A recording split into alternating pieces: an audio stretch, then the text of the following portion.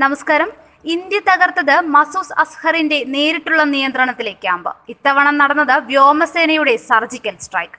കാർഗിൽ യുദ്ധത്തിന് ശേഷം ആദ്യമായി ഇന്ത്യ മിറാഷ് യുദ്ധവിമാനങ്ങൾ ഉപയോഗിക്കുകയായിരുന്നു. ഇന്ത്യയുടെ രണ്ടാമത്തെ സർജിക്കൽ സ്ട്രൈക്ക് നടത്തിയത് വ്യോമസേന.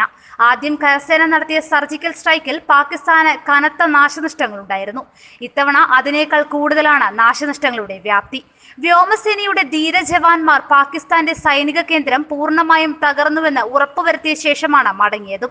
മോദിയും നിർമ്മല സീതാരാമനും സൈനിക മേധാവികളും അജിത് ഡോവലും എല്ലാം നിയന്ത്രിച്ച് പിന്നിലുണ്ടായിരുന്നു. പാക് അധിനിവേശ കാശ്മീരിലെ ജെയ്ഷെ മുഹമ്മദ് ക്യാമ്പുകളാണ് ഇന്ത്യൻ വ്യോമസേന തകർത്തത്. ആക്രമണത്തിന് പോയ വിമാനങ്ങൾ ഒരു പരിക്കും കൂടാതെ തിരിച്ചെത്തുകയും ചെയ്തു. പുലർച്ചെ 3:30-ക്കായിരുന്നു ഇന്ത്യയുടെ ആക്രമണം. മിറാഷ് യുദ്ധവിമാനങ്ങളാണ് ആക്രമണത്തിൽ പങ്കെടുത്തത്. അതീവ രഹസ്യമായിട്ടായിരുന്നു നീക്കം.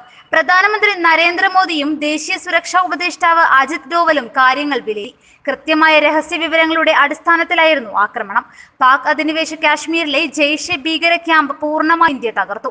പാക് അധിനിവേശ കാശ്മീരിലെ ഭീകര കേന്ദ്രങ്ങൾ ഇനിയും ആക്രമിക്കുമെന്ന സൂചനയാണ് ഇന്ത്യൻ സൈന്യം നൽകുന്നത്. അതിനിടെ ആക്രമണത്തിന്റെ പശ്ചാത്തലത്തിൽ കാശ്മീരിലെ സുരക്ഷാ സംവിധാനങ്ങളും ഭീകരരുടെ തന്ത്രങ്ങളും വിശദമായി വിലയിരുത്തി സുരക്ഷാ സേനകൾ നടപടികൾ തുടങ്ങി.